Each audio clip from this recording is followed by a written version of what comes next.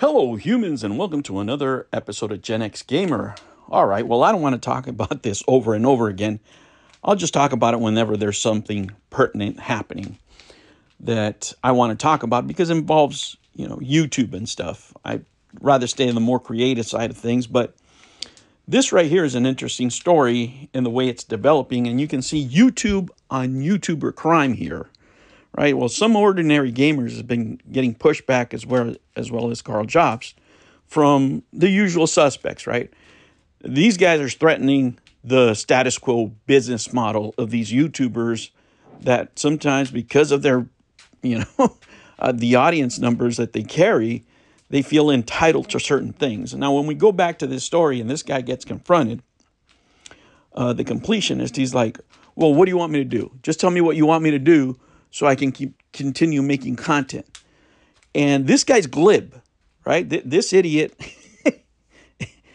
can't realize the fact that we're talking about real world things here. This could possibly be a crime if you don't handle it right, you idiot, right? And he's over there yapping when he should be quiet. He doesn't know the magnitude of trouble that he may be in if things weren't done correctly and things were put in his name, like they said, this guy should have talked to a lawyer and just shut the fuck up, but he didn't do that, right?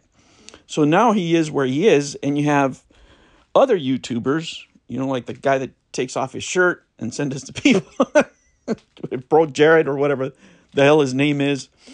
And why are these YouTubers up in arms? Who would defend this stuff, right?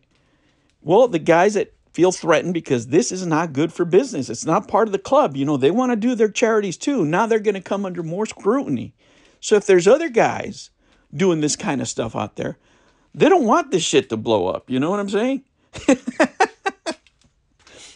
They want this to go away, and they want to make it seem like some ordinary gamers or whatever. They're just drama YouTubers, and they're just, like the Inquirer or something, just trying to start drama for views. And that's the way they want to paint this thing. Well, if somebody comes at you that way after you stated the facts and you're showing them facts, these are tax filings, right? This is not some made up story. This is not a he said, she said type of story. This is you taking in money, not giving it to charity, knowing that it's not going out to charity and still raising more money and claiming that you're giving it to charity. That's what they presented here. And they showed documents, they showed receipts.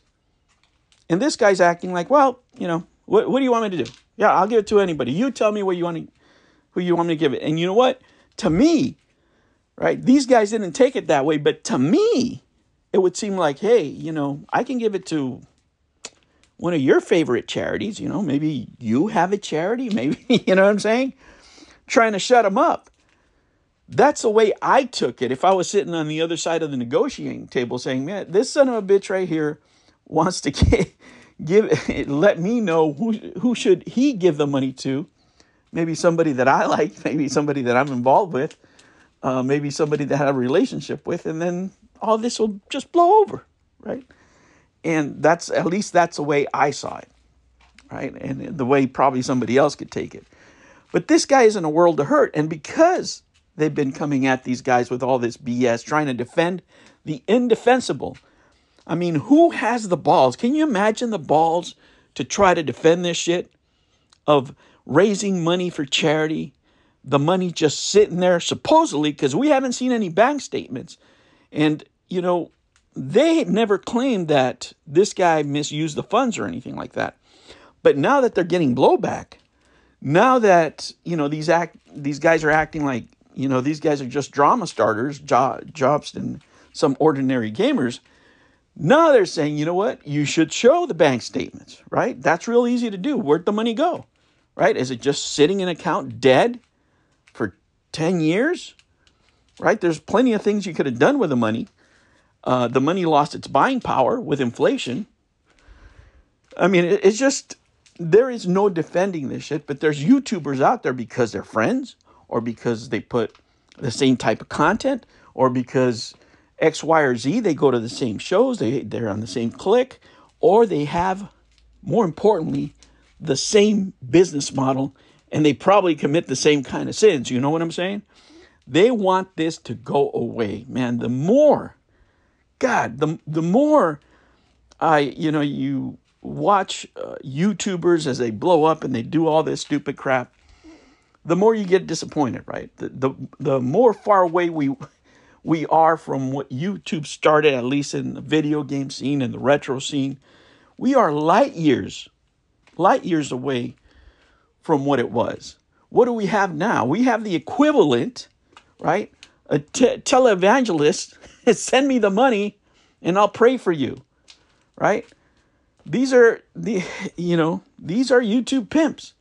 They want the money. This guy was crying. He needed more money. What was it, 3 years ago? We need to have a talk. Motherfucker, you had all this money sitting in a bank. Jesus. I'm telling you, these guys feel their business model threatened. They've been sliding for such a long time. And now that they came at these two guys, now these guys are asking questions.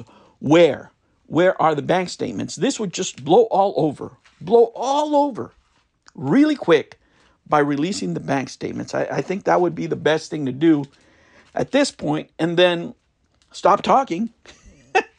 Stop talking, because now in this episode here, Mutahar was talking about, hey, this is where you call, right? You're in the you're in the worst state to do this kind of stuff in, which is California, which is true. The California Tax Board does not, I'm telling you personally, does not hook around. If you are 10 days late, 15 days late, they'll go and take your money.